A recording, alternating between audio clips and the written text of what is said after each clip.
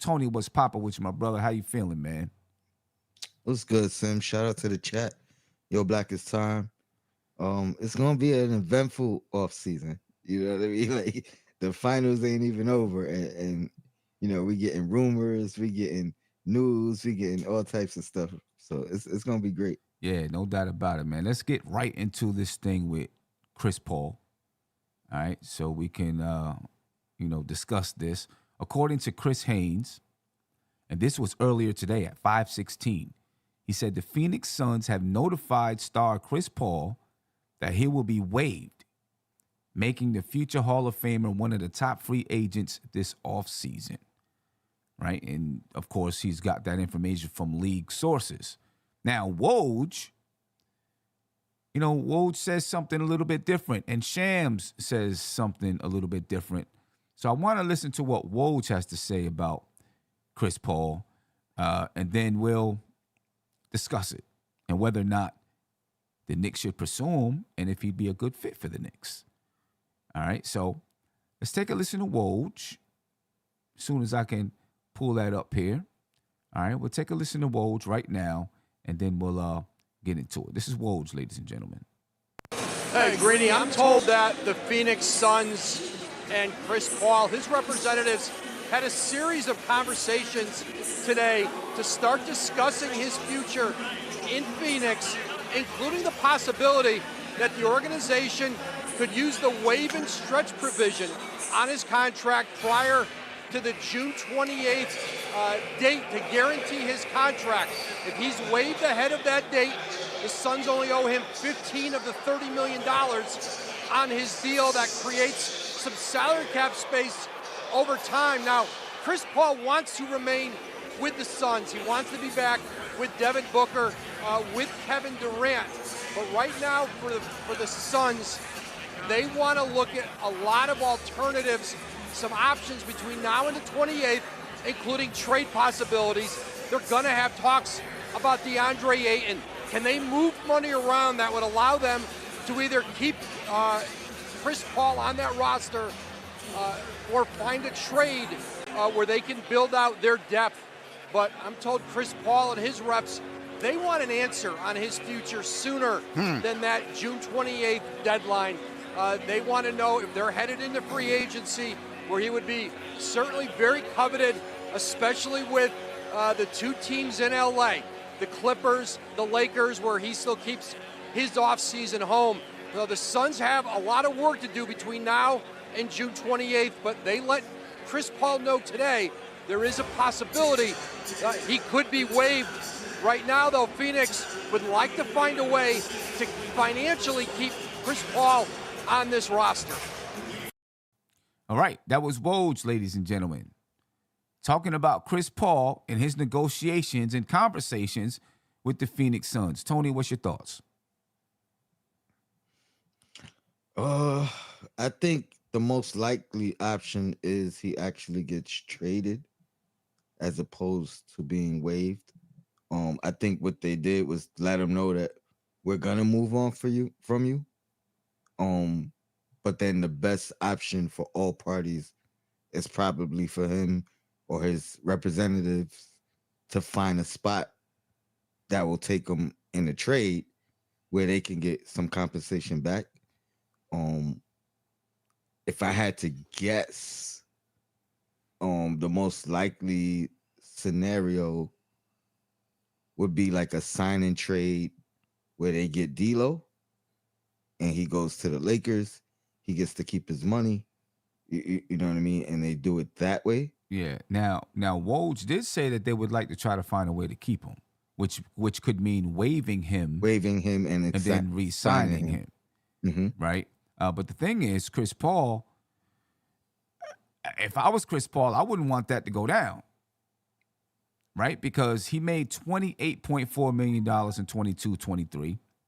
He'll make $30.8 million in 23-24. And he'll make $30.8 million in 24-25. If Chris Paul gets waived, okay, now if he gets waived, if he ends up getting waived, that means that they're not trying to re-sign him for that money. They're not trying to pay him that. They're not trying to pay him that money. I mean, Yeah, it's it's a bottom pay line. They're not trying to pay him that money. And if they waive him before that June 28th deadline, they only got to give him $15 million. Right? And then they free up the rest of that money. They free up Mhm. $15 million in 23-24 and $30 And million in 30. 24-25. You know what I'm saying? So I'm pretty sure they're like, yeah, we're not trying to pay this money for Chris Paul right now. You know, we have other things that we want to do, But other ways that we want to, use that money. You know what I mean? even with re-signing him, like waiving him and re-signing him, if I'm guessing what kind of contract they're gonna offer, it's gonna be 3 years, 45, right? Because if they waive him, they still gotta pay that 15 anyway. So they're probably gonna try to keep it within that range if they're gonna waive him and then re-sign him. Right. So it's like the 15 you would have got, the 15 you get from being waived, right? Mm-hmm. Then we sign you for 3 years, 15 per year, which means you're getting 30. You're still getting the 30 this year because you're getting the 15 from being waived, Right. and then you're getting the 15 from being re-signed. Right. Or even if it's a little bit lower than 15 coming right now, and then it goes up. So let's say it's like 13, 15, 15. Yeah. The thing is, I mean, my question is, if Chris Paul was on the market, does he get 15? Right? If he's on the market as a free agent, is he getting 15 a year?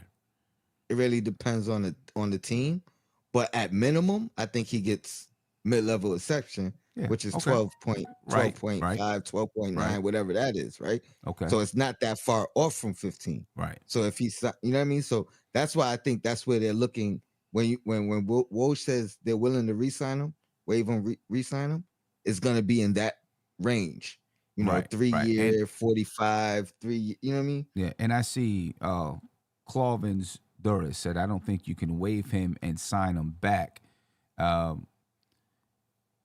It sounds like that's something that they're looking to try to do, however that works out. I don't know exactly how it works out, but it sounds like that's something that the Phoenix Suns are trying to do with Chris Paul. You heard Woj say it. They're trying to find ways to make it work with Chris Paul because they want to keep him. Even with the waive, isn't it really a team option? It's not necessarily a waive. It's more like it's waiving. They would have to. I mean, waive that's him. the way the contract is set up. Where I know they had the out where they could pay him half the money and not have to. No, it's not. It's not a team option. So is this? Chris Paul is guaranteed $15.8 million in 23-24. His contract becomes fully guaranteed if he's not waived by June 28th.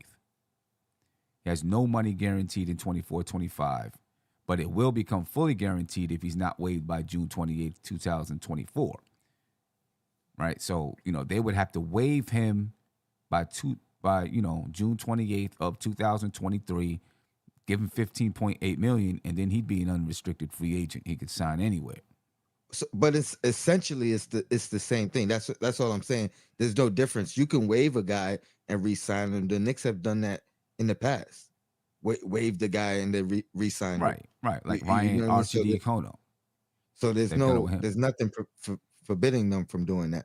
So basically, it's the wording of the contract, but essentially it's the same. It's just like a team option. The only I mean, it's the way it's worded, because it's a team. It's not necessarily a team option because they still got to pay him a portion of the money. Mm-hmm. You know what I mean? Right. So, but it's essentially the same thing. Basically, they can re-sign him, and for a shorter amount per year. You know what I mean? Right. It's right. So I mean, my thing is this. My question is this: if Chris Paul is a free agent, is he someone that the Knicks should look into? There's no way that I'm looking to make a trade for him. He makes way too much money for my blood, for Chris Paul, who he is right now. I think he makes way too much money for that, which is the reason why Phoenix doesn't want to pay him that money. But if he's a free agent and you can get him at a discount, I personally think he would be perfect for this team as a backup guard. You know what I mean? If we're staying pat and Chris Paul is essentially replacing Derrick Rose, Yes. I 100% agree with you. Yes. You know, Because I think he would play unlike Derrick Rose. I think he would jump Miles McBride in that rotation, right? So he would at least jump that spot. Benefits, I think, especially in that second unit, on what he could do for a McBride, for an Emmanuel quickly, as far as mentorship and teaching little things, would be great. And then what he could do as far as like unlocking a guy like Obi, who a lot of fans think is utilized wrong, which I don't disagree with. But now you can start to see some of his best attributes being utilized on this team with a guard like Chris Paul. yeah. But that's the only scenario. If we're staying pat and he's replacing Derrick Rose's role, you know what I mean? 100%. I would be on board for that. Yeah. The question is he? Because that's a big Right. step But back see- from where he's been throughout his career. Yeah, see, for me, though, if I'm bringing in Chris Paul, I'm looking at him as when he's coming off the bench and he's going to be the primary ball handler off the bench and you're playing quickly off the ball. So I'm looking at Chris Paul getting 20 to 25 minutes a game. That's what I would be looking at for Chris Paul, 20 to 25 minutes a game if I'm bringing in Chris Paul. 25 is kind of high, but you know what I'm saying? Because I think, I think he can still play that. Like right now, he was a starter in Phoenix and doing those things. He wouldn't have that responsibility. He wouldn't have that responsibility. He wouldn't have to run the team. That's Jalen Brunson's job. His job is to come in, be that backup point guard, but also bring the leadership. Stability. You know what I'm saying? Absolutely. It's the leadership. It's the holding people accountable that you want from Chris Paul. We talk about a guy that Julius Randle's going to respect. I think Chris Paul's a guy that Julius Randle would respect. You know what I'm saying? I think he's a guy that Tom Thibodeau would trust to run. Very similar to what Kyle Lowry's doing in Miami right now. Very, very similar to that. I think Chris Paul could do that with this team. And, he provides something I feel the Knicks really, really missed in the playoffs. Now, there's going to be arguments that, will he even be available for the playoffs? I get that. I get that. Here's the thing, Sim. With a lesser role, I think it's more likely. Like for there's basketball reasons why it does make sense. Yeah. My only question is Chris Paul at the point in his career where he recognizes that. You know what I mean? Like the opportunities that he'll have to go elsewhere, right? Whether it's a better opportunity or not. Just Lakers, especially as a free agent, you know what I mean? Whether it's vet minimum, whatever they could offer, if he wants to go to the Lakers, Clippers, such and such and such, not only is it still championship chasing, but he probably has a bigger role on those teams, believe it or not, that he would on this team. You know what I mean? So he would have to understand the smaller role as a backup, as a mentor. You know what I mean? Like he's never been that. No matter where he's been traded, no matter what the situation, he always was the starter. He always was, you know what I mean, the leader. Mm-hmm. This would be an adjustment. So again, I'm not opposed to it, but it would be him having to have that understanding of his role is, I think, and maybe that helps him. Yeah, maybe that makes him available for the playoffs. Right, and I think if anyone could convince him of that role, is Leon Rose.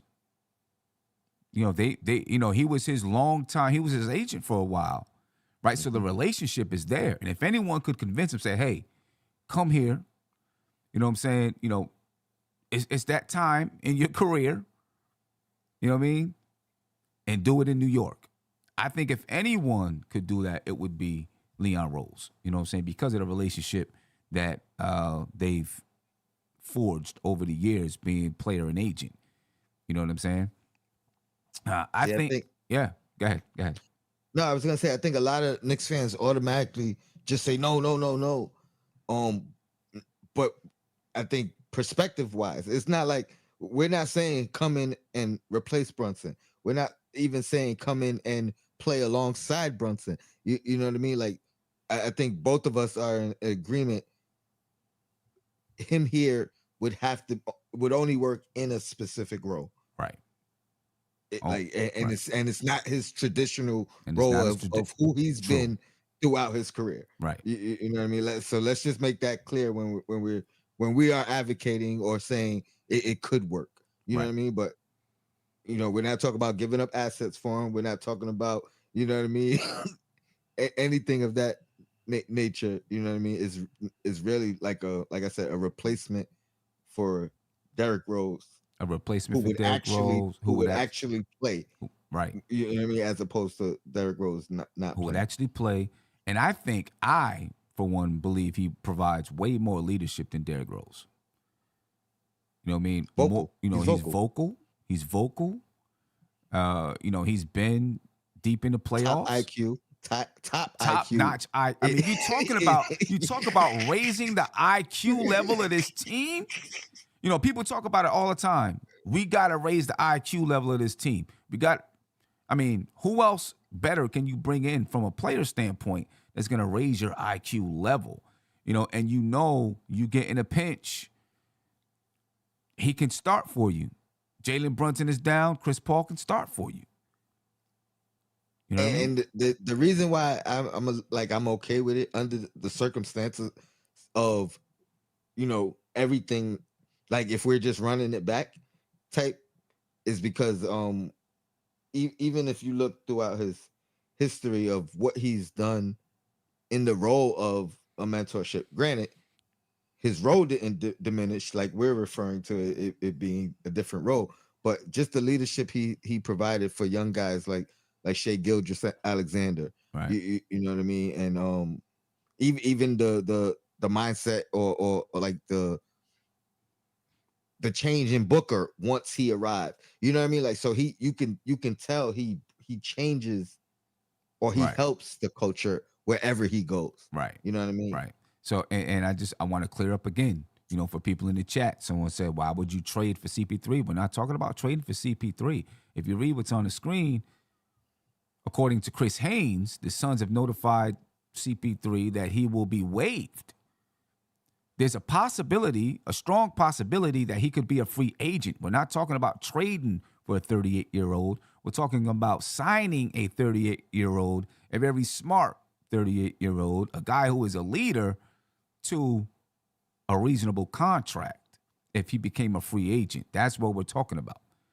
We're not talking about trading for him. That would be crazy. He makes $30 million a year. That'd be ludicrous to trade for him at this point, in my opinion. You know what I mean? We're talking about signing him if he became a free agent. And then, who was it? Somebody's asked D Public Enemy, why we don't play D Rose, but we're going to play CP3 for over 20 minutes a game. Well, we came into the season with the expectations of playing D Rose. D Rose was playing 15 to 20 minutes a game at the beginning of the season. But guess what? D Rose wasn't getting it done.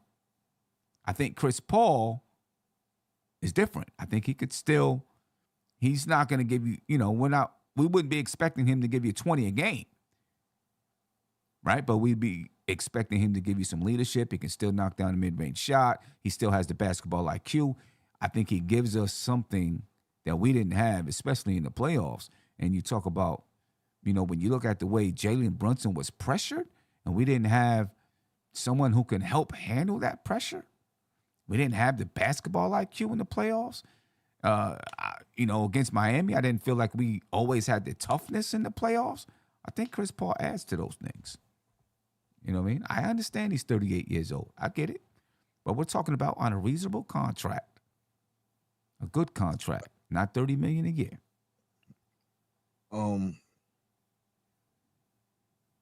Somebody mentioned, let me see if I could find it.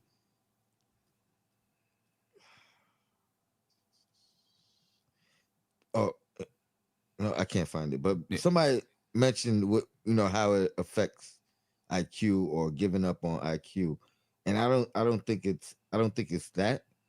I do think there is a fine line, you know what I mean? Because for the most part, the biggest argument is that IQ wants to start, right?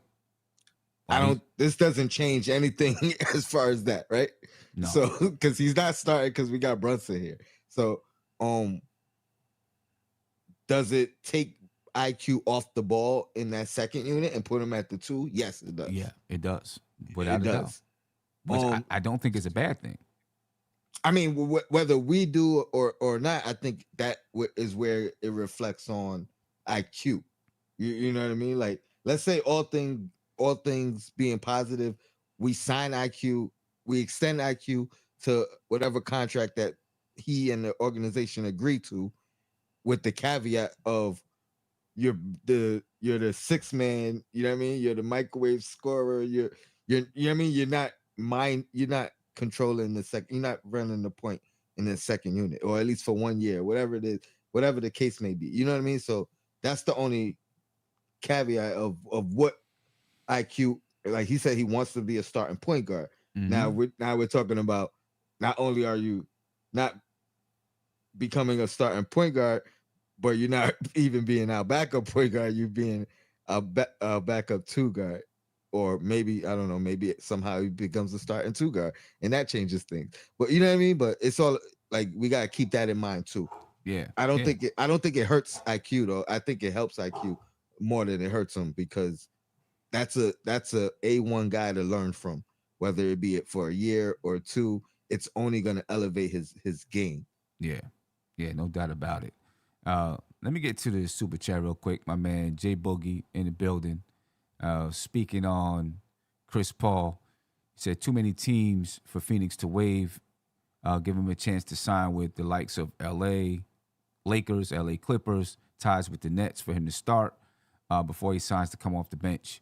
I mean, I get it. There's definitely places for him to go where he could possibly start.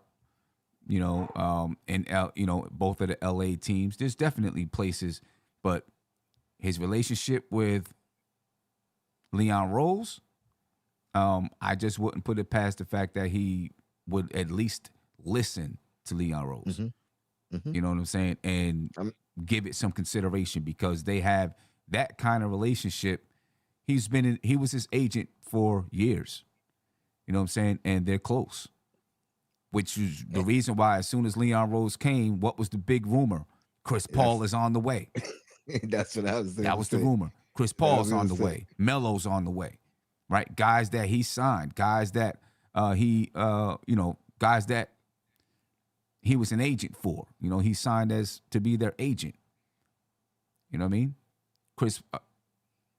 Leon Rose is all about relationships, and he's not afraid to use his relationships. And I think if Chris Paul is a free agent, I believe Leon Rose is going to give him a call, and I believe that Chris Paul is going to listen. You know what I mean? Because Chris Paul, listen, I know he's 38, and he's been a starter this entire time in his league. Somewhere in his mind, he knows, yeah, that time is coming. He knows it. Somewhere in his mind, he knows it. The time is coming where I may need to come off the bench. I don't know how he feels about it, but I think somewhere in his mind, he knows that. Yeah, that's gonna be one of those sacrifice things, right? Right. Like for the betterment Right. of the team. Like, right. Like he would have to come in and sacrifice a role, you know what I mean, where he could probably have a bigger role somewhere else. IQ would have to sacrifice being the backup point guard and move it to the 2. But now he would be able to learn a lot from this guy. Exactly. You know what I mean? And the things that I think IQ could pick up from it's tremendous from Bro, CP3. I mean, is CP3 is crazy. It's crazy. You know what I'm saying? And I don't think it always takes him off the ball. He's still going to be on the ball some. He's still going to have the ball in his hands. You know what I mean? It's not just going to be, he's just standing there waiting in the corner. No, he's still going to have the ball in his hands. You know what I'm saying? So, I mean, I think it's a good match. I think it's a really, really nice match. Yeah. And with this To team. the credit of him playing with Shea Gilgeous, he can share the ball. Oh, you know what I mean? CP3 has no Right, problem, you know what I mean, sharing those duties as well. right. You know what I mean? So he did it with Schroeder as well. You know what I mean? Like he's done it time and time again. So I agree. It could definitely work. I don't think like like Jay Boogie said, I don't think we're his best option, number one option, nor is he for us. But there is a world where it could work. You know what I mean? And it could be beneficial. So I think that's where we're talking from. We're not advocating for it. We're not saying, oh, we got to do it. We're not gonna do a show like, oh, we missed out on CP3 if we Right. don't get it. You know what I mean? It's just it's just conversation. Yeah. Could it work? Listen, CP3 in 2022-23, 13.9 points a game, 8.9 assists per game, shot at 37.5% from three, 44% from the field. For his career, Chris Paul has been an 18-point per game scorer, 9.5 assists per game. That's what he's been for his career. So obviously, playing, on a team with Devin Booker for most of the season, well, for the entire season, and then you brought in Kevin Durant, obviously his scoring is going to go down, But, I think he knows where he is. You know what I mean? I know he was an all-star just 2 years ago, right? He was an all-star in 21-22, didn't make the all-star team this year. And it's hard for a guy like that who's been an all-star most of his career to take that step back. There's no doubt about it. You know what I mean? But that time is coming for him. And I wouldn't be surprised if he went to another team next year and they said, maybe, I wouldn't be surprised if you seen him go to another team and they say, we think it's time for you to come off the bench. You know what I'm saying? His defense isn't as great as it was. He's got the IQ, but he doesn't have the step that he had before. I wouldn't be surprised if that happened, and then we learn and see how he took it. But I think if he becomes a free agent, the Knicks should at least give him a call. Leon Rose, give him a call. See if he has any interest in becoming a Knick. Play behind Jalen Brunson. That's not a bad guy to play behind. You know what I'm saying? And what he could do, like again, what he could do for that second unit, as like every no matter where he goes, he elevates the play of people who are around him. Right. You know what I mean? So I think the main benefit is not even really about what he brings individually as a scorer or a passer, which both are elite and great. But it's like what can Obi do with a legit pass first point guard? You know what I mean? Like, you know what I mean? What can he do for IQ as far as learning the point guard position? What can he do next to Josh Hart? You know what I mean? Yeah. If Josh Hart is on the second unit, or vice versa, if Grimes is in that second unit, what kind of shots could he open up for him? You know what I mean? Like, so I think again, there's a world where it absolutely works. Yeah, without a doubt. Without a doubt. But we'll see what goes on there, ladies and gentlemen. Chris Paul could be waived by the Phoenix Suns, and he could be a free agent. We'll see if the Knicks have any interest in Chris Paul. Next, we want to talk about, we're going to do another session of Keep 'em or Dump 'em. And we're going to focus on Mitchell Robinson. All right. Me and Andy had a good conversation yesterday about teams the Knicks should be watching. And the Indiana Pacers were one of those teams. Right? And of course, whose name comes up? Miles Turner. Makes sense. Right? Miles Turner name comes up in that conversation. And if you're looking to get Miles Turner, it's natural that Mitchell Robinson's name is going to come up. Mitchell Robinson in 22-23 averaged 7.4 points a game, 9.4 rebounds, 1.8 blocks, 67% from the field, doesn't spread the floor, doesn't shoot the three, 48% from the free throw line, 27 minutes a game. In the playoffs, similar, just about the same numbers, 6.5 points, 9 rebounds, 1.5 blocks, 60% from the field, 39% from the free throw line, 27 minutes a game. Had some nice season highlights. Defensive rating of 109.5, was number one on the team. Second in the league in offensive rebounding. Seventh in the league in blocks per game. He had career highs in rebounds per game. He hit some clutch free throws in the playoffs. He had several playoff career highs. And his contract in 23-24, he makes $15.6 million. 24-25, 14.3.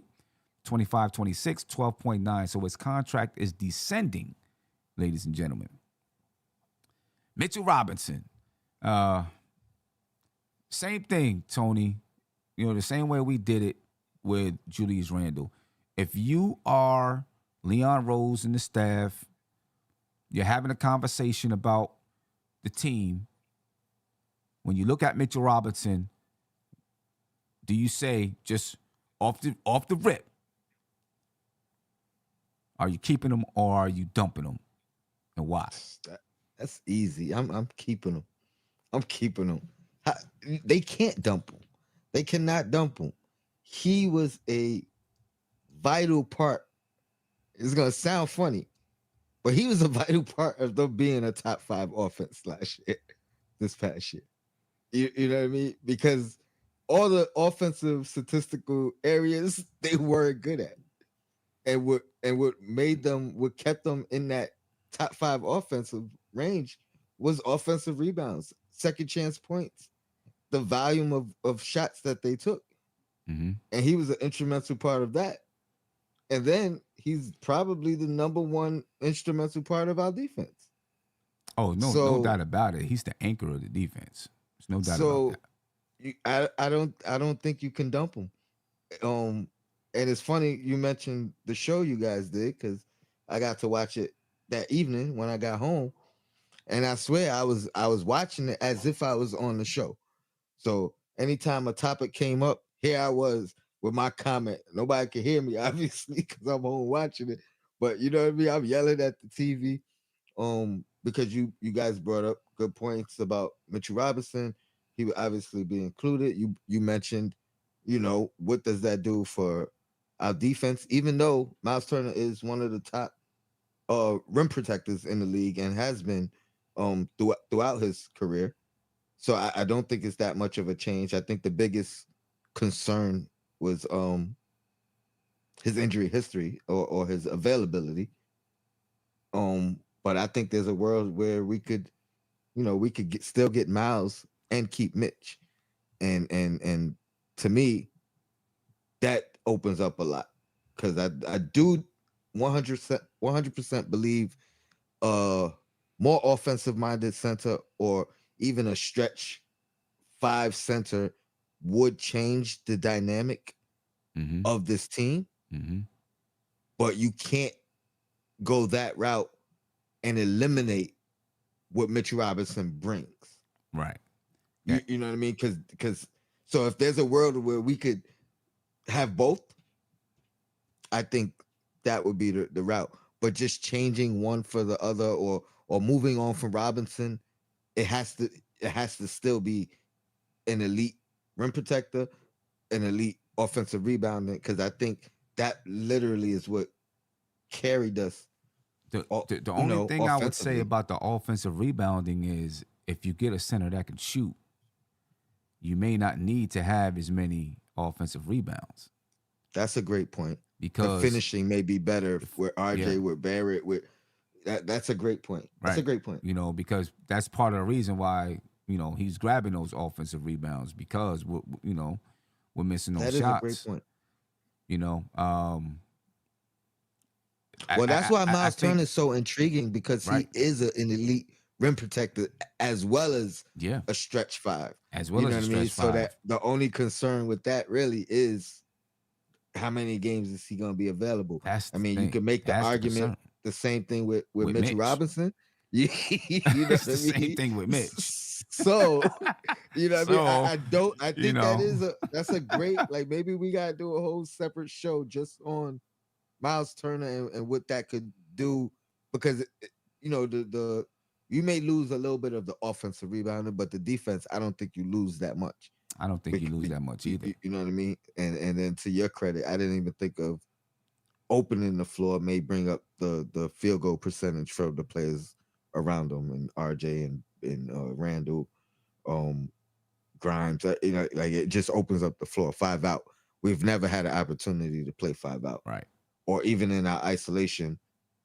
There's always a big waiting and lurking. Right. So Not to mention that man, Miles Turner can score in the post. He can shoot a little mid-range shot, and he can shoot the three, right? So, he adds that ability to score.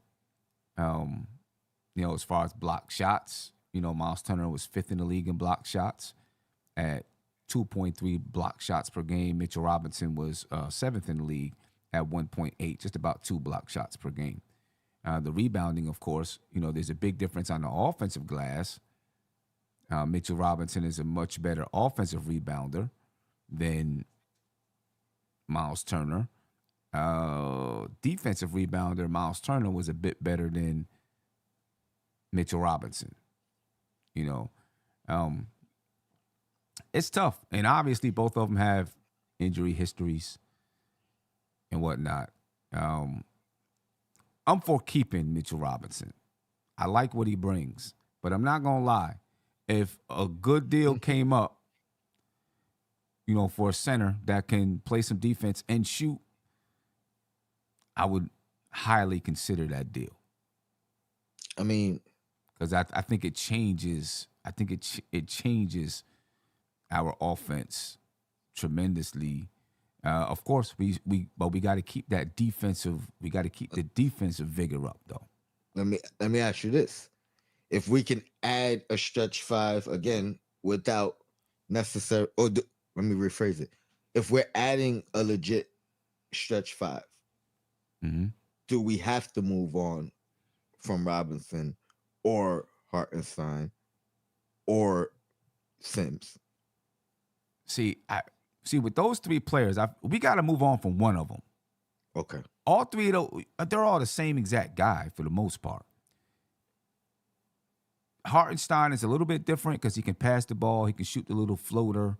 He's supposed to be a guy who can shoot the 3, but he didn't bring that to you this year. My concern is if you bring in a guy that's a 3-point shooting center coming off the bench, does he even play with the starters? Because that's who you need the floor to be spread with that group right there. Yeah. Does he even play with those guys? That's why because I was gonna say I wouldn't mind going after a Nas Reed, who's a free agent who we could probably sign with mid-level or less easily. You know what I mean? Like, because he's only making $2 million now. I don't think he's on the radar for a bigger increase. Like, I don't think he gets more than $10 million a year moving forward, right? Mm-hmm. And he's a guy who shot the ball well, could shoot the 3, has a little offensive game, in the post. So he wouldn't be a guy I mind giving a shot. But again, Miles Turner really is kind of the best of both worlds. And he's good enough to start, come off the bench, play backup 5, play backup 4. You know what I mean? Like, so I think he's a guy that you could potentially bring in and have a 10-man rotation. You know what I mean? Like now whether it's him playing backup 4, backup 5, with Hartenstein, or Mitch going to the bench and him playing the 5 with the starters, and having a 5-man backup rotation with Mitch, Hartenstein, whoever, RJ, if he's playing there, you know what I mean? Yeah. So, but it could end up being a 10-man rotation by adding him. And he could fit in the starting unit or the bench unit, backup 4, backup 5. So he could spell Randall, give him a little bit more bench. Obviously, I think, maybe not, because I'm thinking about moving off with Obi with that at that point too. See, I feel like if you bring him in, I don't feel it. he's coming off the bench. Miles Turner. I mean, he gave you 18 points a game, 7.5 rebounds a game, two, When I say 2.3 coming off blocks. the bench, I really mean he could actually play some backup 4 minutes too. Right, he could You know play what I some mean? Like backup four. Right. so that's what I mean. Like he could, or if Randall's out, he could play the 5 and Mitch could still be in the game. You know what I mean? That's what I meant. He's versatile enough to where he can play multiple roles on the team. He could start at the 5, but he could also move to the 4 if Randall's sitting. You know what I mean? Right. Now, looking at his contract, I know you had sent something, about moving Fournier, Hartenstein, and Obi. The only reason why I don't feel Indiana would do that is because for next season, they'd actually be taking on more money. Yeah, but that's why I said it also works with roles in replacement of Fournier, where now they could just now obviously it's got to be like trade at the draft. You know what I mean? So it's still technically this year before free agent. So now they could waive Derrick Rose. Right. It would have to happen at the draft. And then they don't have now that whole 15 million is saved, and all they obligated for is whatever young guys, OB or whomever was stepping over there. Because Miles Turner only makes $20 million next year. Mm-hmm. He goes from 35 to 20, which is obviously a big jump. So if you did the trade at the deadline, if you did the trade at the draft, it'd be 35. You'd be matching that 35 still. A couple of days later, now you got to match the 20. Which is probably an easier trade to get done, because you might say, all right, we're going to match the 20. We'll give you Derrick Rose. Like you said, we'll give you Derrick Rose and somebody else, and you get this money off your books. But no, the Derrick Rose situation has to be done at the draft too. Has to be done at the draft. So they have the opportunity to waive them. So that's what I'm saying. So either way, you know what I mean? It would be like a 35 million. I mean, like you said, we could wait, but then now we're doing Fournier anyway. Right. Because now we're doing 18 for 20. Right. You know what I mean? So now if they want to save the money and they just want to acquire the young guys, like or you know what I mean, whatever young guys we gotta include in it, whether it be OB, but if they did, I think I just put OB, but you know what I mean. So, but now they're just paying. Now they're saving money. They're saving more money. Right. You did Hartenstein, and if you did Hartenstein and Obi, they save a little bit. But you don't have to do Hartenstein. I think, or you don't got to do Obi because with Derrick Rose it's 15 right there, right? Right. I think it's 15, so you'd have to match another 5. And that would be no, we can't do it that way. Because the only way we doing Derrick Rose is if it's draft night. So if it's draft night. So if it's draft we're matching night, 35. We're still matching 35. Still matching 35 on draft night. So we would have to do Rose, Hartenstein, and Obi. And I guess my question would be, would they want to pay Hartenstein?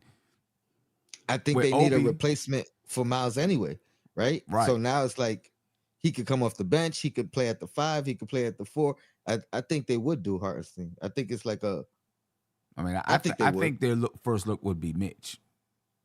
I think that would be their first look. If the Knicks were talking and negotiating about Miles Turner, I think Mitch would be their first. Whether or not Leon Rose goes with it, I think that would be their first. Because you look at Mitch's contract is descending over the next couple of years. It's going to be $12.9 million in the last year of that contract. I think that's who they would say, if we're making this move. Do you think Mitch and Obi is too much, though? Because I kind of do. That might be too much. You know what I mean? Right. But here's the thing. And here's some more. Just when they gave him that contract, it was a contract extension, right? So he was already under contract for this year. It just wasn't for 35 this past year. It just wasn't for 35 million. I think it was around 17 or something like that. But when they gave him the extension, they because I want to say this has only been done once or twice.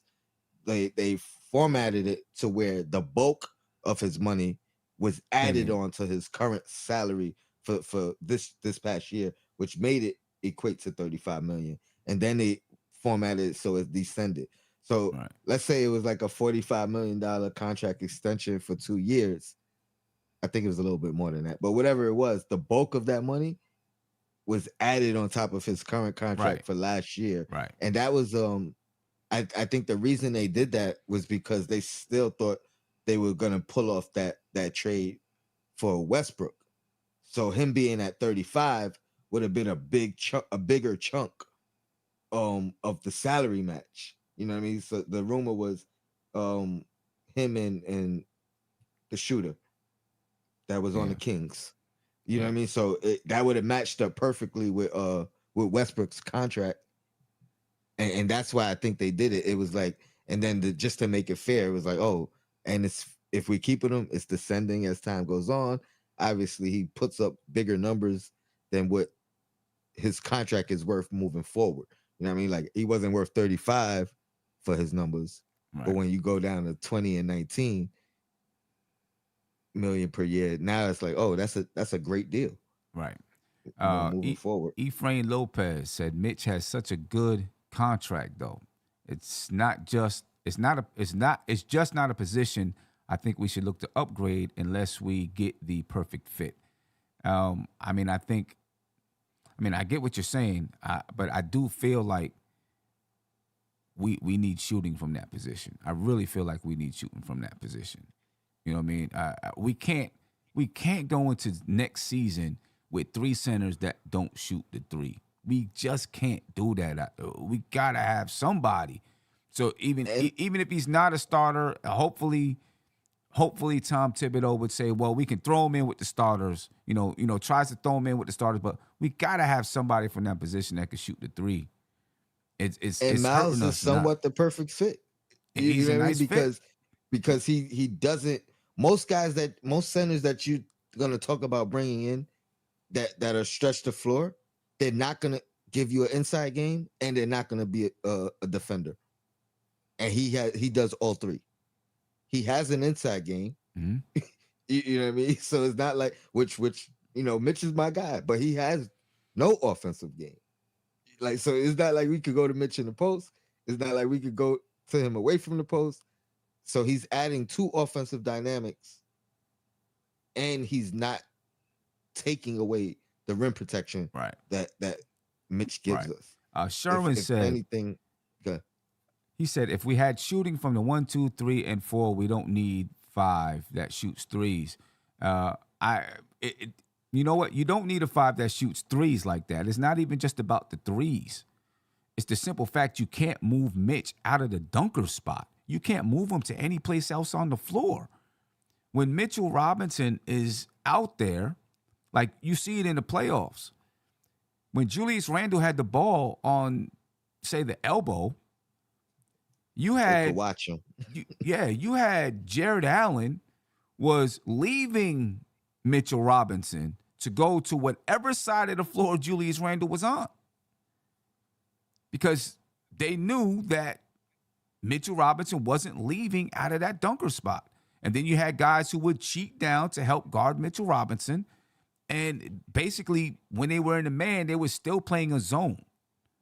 Even when they were in the man, it's hurting, especially in the playoffs. It's hurting. I know he adds a lot, with his offensive rebounding and things, but, we need somebody that can shoot from that spot, even if it's just shooting the mid-range, where you have to respect it a little bit so that you don't have a center lurking under the basket, waiting for, your guards or, your 3s and 4s to get to the basket.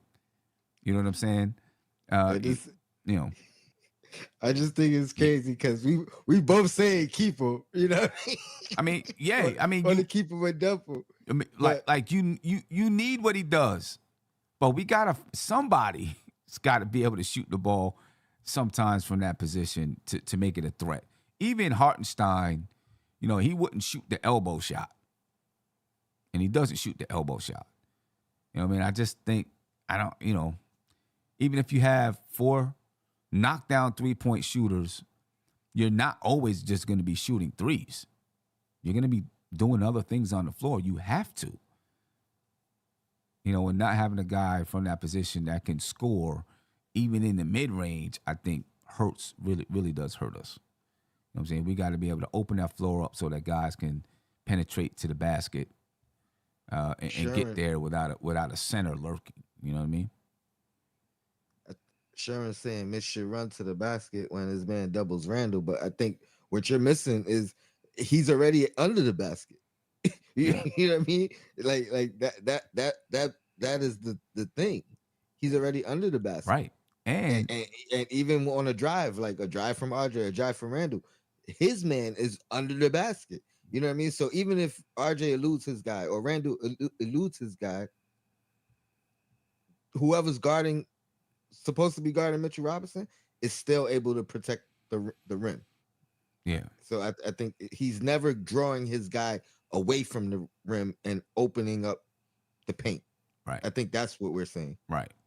He's never doing it. Never. And even when, his, like you said, if his guy goes to double team, his guy goes to double team. They're not doing a hard double. That's the part of the problem too. It's not a hard double where they're just like crashing in on Randall. They're just lurking in the paint, hanging there, watching, waiting for Randall to make a move. And then there's another guy dropping down to bump Mitchell Robinson. Mitch. You know what I'm saying?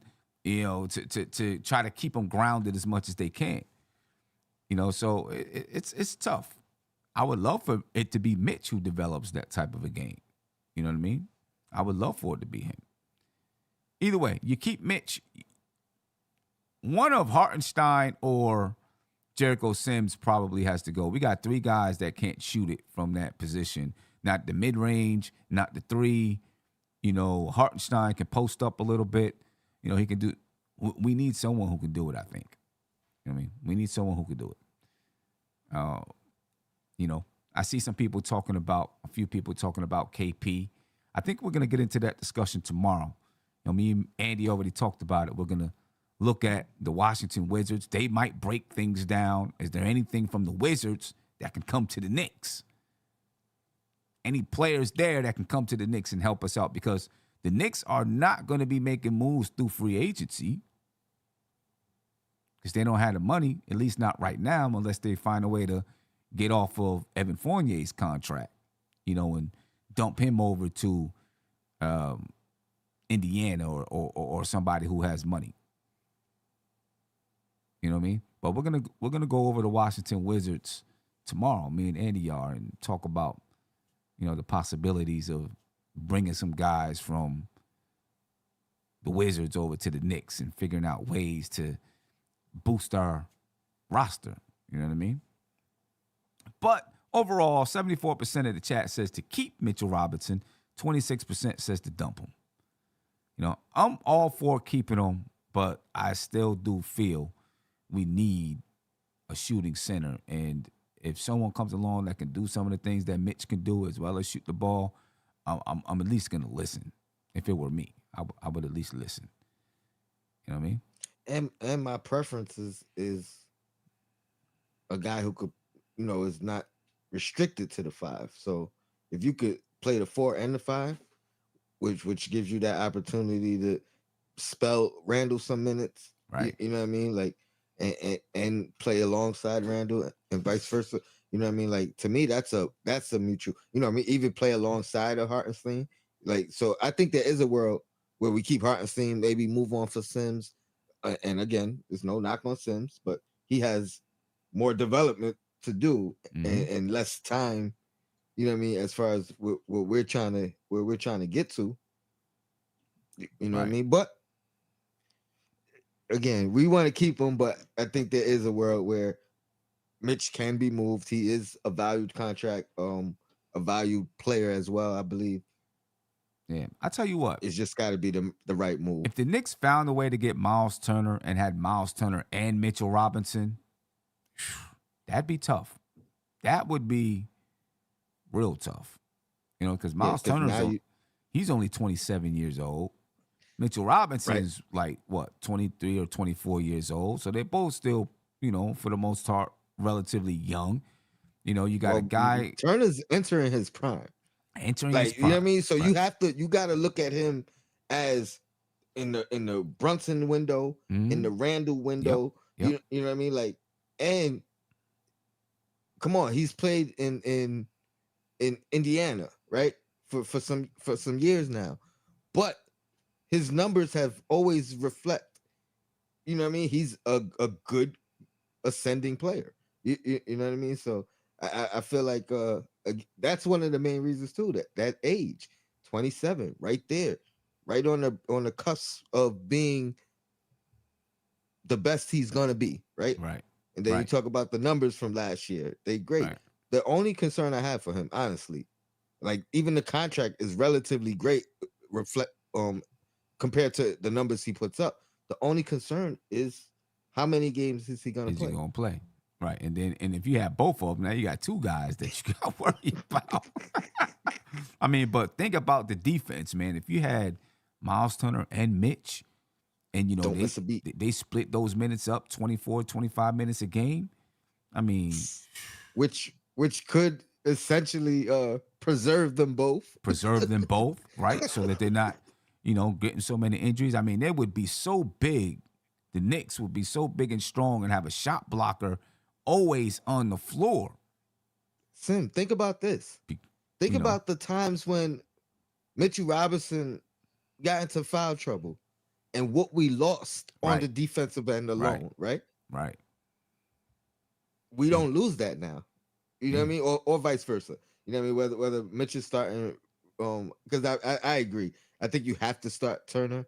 You know what I mean? Yeah. If He's you by bring him here. far the And more established player. and he's probably more valuable to that first unit as far as opening the Right. court, giving the different look. Mitchell Robinson, the second unit runs a little bit better anyway. Yep. You know they what I mean? run A little bit more anyway. So Mhm. he might thrive offensively in that second unit as opposed to what he gets and gives Yeah. in That'd the be first unit. That would be crazy. That would be crazy if you could find a way to have both of them on this team, man. That would be something. I can see Josh now. You can't pay Mitchell Robinson 17. What's he get? Whatever he's But he getting, ain't come getting off the 17. bench. He won't be getting $17 million this year. He'll be getting $15 million. There you go. See, There you see go. me, you know, there's bench players. There's all kinds of bench players that make $15 million, and then in the last season of his contract, he makes 12.9. Still, That's nothing, relatively speaking. I think he might be the best option. Like I said in the chat, or I mean in the text, and you alluded to yesterday. I think the best fit is if we get him along with and don't lose Mitch. You know what I mean? Like, but even if we did, if we did lose Mitch, I mean, it's not like we're bringing a straight offensive player and we're losing rim protection.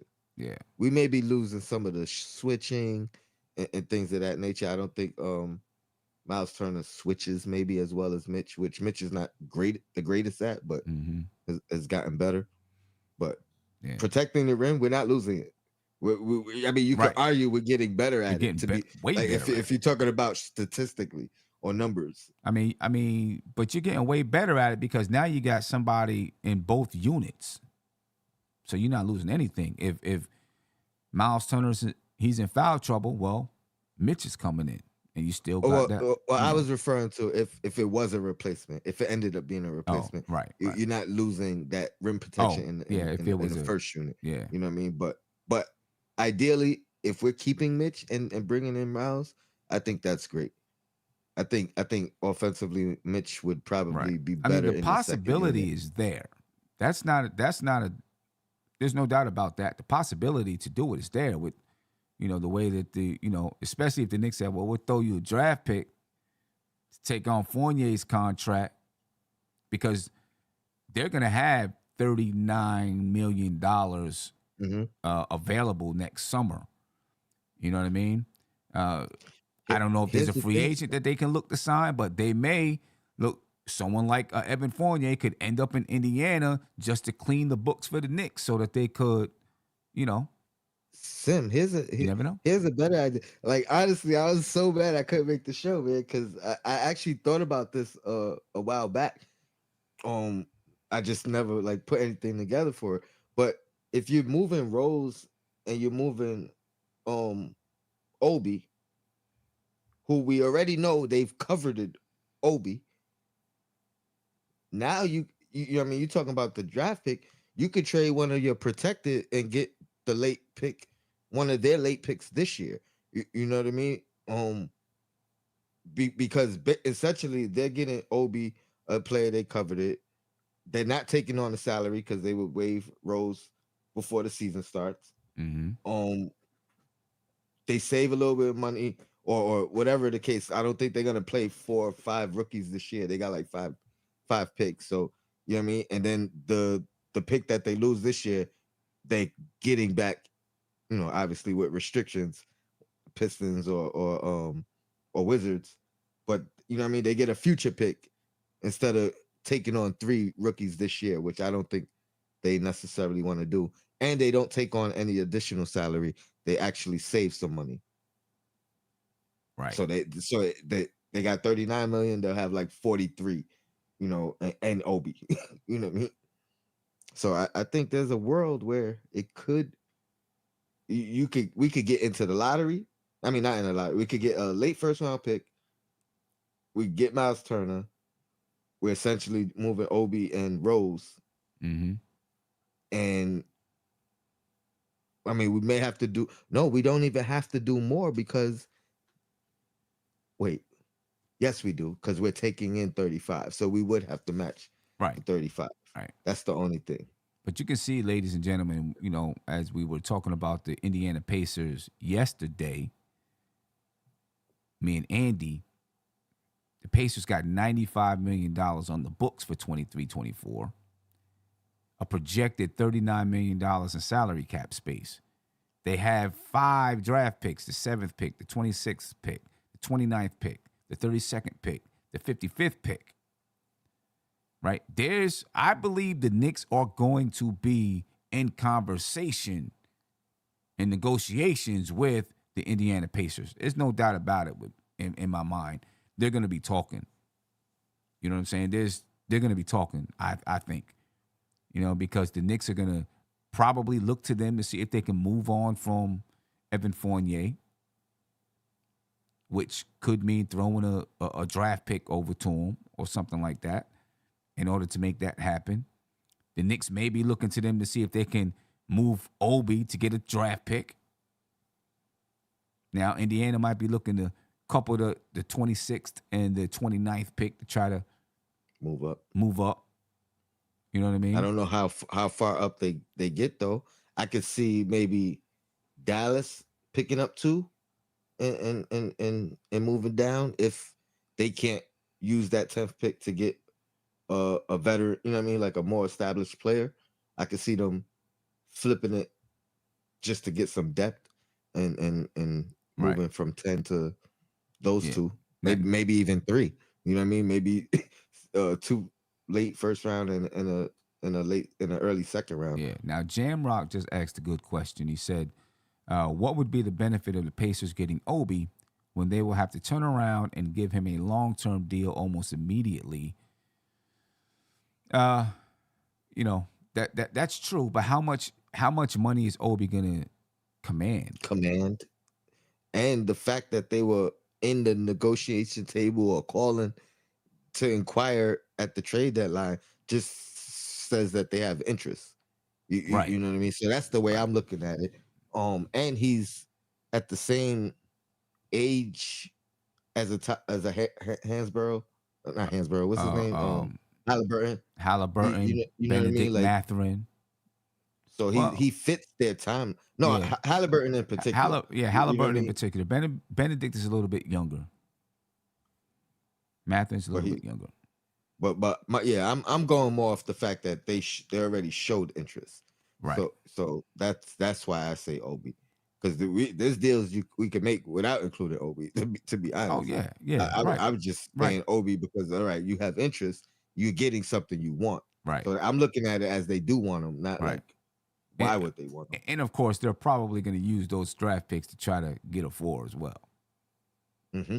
You know what I'm saying? So that could be, a hiccup in the Knicks, moving Obi there if that was something that they were thinking about doing. But still, I think the Knicks are going to be talking. There's going to be a lot of teams talking with the Pacers, not just the Knicks, but I think Leon Rose is going to be on the phone with the Pacers, trying to figure out something that they could do. I think that this is a team that the Knicks are, going to be looking to make deals with. And Mitchell Robinson could be part of those deals, folks. Just saying. We all love Mitch, but he could be part of those deals, man.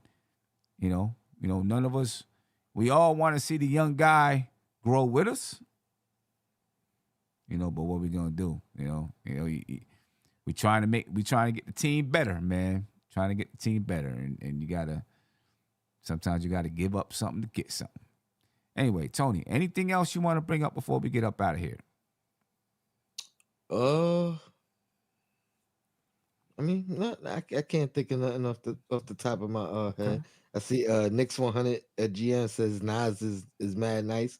Not seer, but I mean, he's mad nice too. He's mad nice too. Not Nas Reed. And I agree. And like he's a guy that would potentially just be a cheaper option. Again, we could get him without giving up any type of assets at all, and kind of just add him to the rotation. Yeah. But I mean, other than that, I'm sure we'll talk about Nas at some point. When we get into this free agency. Yeah, no doubt about it, man. Only makes $2 million, so a raise for him, might be $5 a year. Might be $6 a year. A lot cheaper than some of the other guys we talk about. Yeah. All right, ladies and gentlemen, man. Tomorrow, me and Andy and whoever else has some time to jump on with us we're going to be talking about 3 more teams that the Knicks could do some deals with in the offseason. And then the next offseason report, I want to start getting into some maybe some guys at the 26th or 29th pick that the Knicks might be interested in if they're willing to make a move with the Pacers. Maybe some, looking at some guys who might go undrafted that the Knicks might have some interest in, some G League guys. The Knicks might. Listen, they gotta have players to fill out their summer league roster. So there's gonna be some people that get signed. You know what I mean? But anyway, Tony, if you have nothing else, actually I do, ladies and gentlemen. I was supposed to have it today, but my nephew graduated from kindergarten today, so I had to make sure I was, at his graduation ceremony. You know what I mean? So I didn't get a chance to get all the stuff ready for the cookout and the registration for the draft party. But just keep it in mind, it's going to be out tomorrow. All right, keep it in mind. The draft party, Thursday, June 22nd at Legends. We're going to be there. All right, we'll be doing a live pod. So, join us. It's a free event. You know what I mean? The food ain't free, for, my homeboy or Almighty Finesse. The food ain't free. All right? You got to buy your own food, but it's free for you to just come and chill with us and hang with us and whatnot. We do the registration so we can let them know how many people might show up. And then we're doing a cookout upstate, outside of Albany. All right? That'll have a little bit of a price tag. You'll get a shirt. You'll get some food with it. You know what I mean? So if you're in the area, join us. If you just want to travel up there, join us. It's going to be a dope time. We're going to play games, do some podcasting, play some basketball, all of that. It's going to be dope. So look for those registration. Yeah, family friendly. We're expecting everyone to bring their wives and kids or husbands and kids and all of that. You know what I mean? We're going to have a good time. Anyway, look for those registrations tomorrow. All right, I'll be on live tomorrow, so I can send you the link, put the link in the chat and all of that. But other than that, I'm out of here, ladies and gentlemen. Appreciate your time. Peace. This is NBK. nothing but Knicks. When Sim passed the assist, you know that it's #1 show that breaks down the game. If you can't play defense, stay out my way. Dribble the ball, come down the lane. 5 seconds on the shot clock, who gon' win us the game? You wanna hear Nick updates and trade rumors? Post-game reviews, this the place you tune in. So tell a friend just to keep the ball moving. Like the page if you feeling the movement. Every game we coming to win. Give us a sub like a player that came off the bench. This is NBK, nothing but Knicks.